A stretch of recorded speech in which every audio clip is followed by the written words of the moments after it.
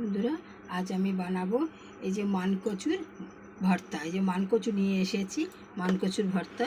মানকচুটাকে আমি আগে ছাড়িয়ে নিলাম, এরকম করে কেটে নিলাম। দেখো এই যে এইভাবে কাটছি, আমি এইভাবে কেটে নিলাম। নিয়ে আমি এই যে ছোট্ট ছোট্ট করে কাটবো। হ্যাঁ,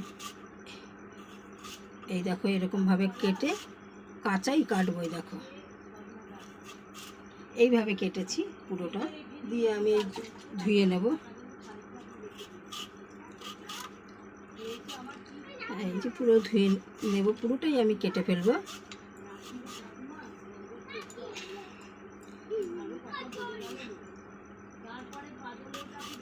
দেখো দেখতে থাকো। মানকচুর তো আগে তো মানকচুই খেত। হ্যাঁ, খুব ভালো লাগতো যখন আমাদের মা ঠাকুমারা বানাতো, খুব সুন্দর বানাতো আর খুব টেস্টিও হতো।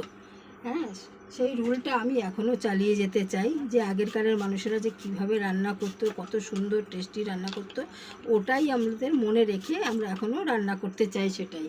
তো আমি কেটে ফেললাম মানকচু, তাকে আমি দিয়ে দেবো। আমি ছোট্ট ছোট্ট করে কেটে ফেলেছি, এখন আমি ধুয়েও ফেললাম। এই যে এতে করে আমি ধুয়েও ফেললাম পুরোটা। এখন দেবো আমি এই যে মিক্সারে আমি আগে কাঁচাটাই আমি পেস্ট করে নেব। এই দেখো এই যে দিয়ে দিলাম, কাঁচাটাই দিয়ে দিলাম, কাঁচাটাই পেস্ট করে দেব। আর তাতে দেব আমি এই যে কাঁচা লঙ্কা, 6টা কাঁচা লঙ্কা দিয়েছি।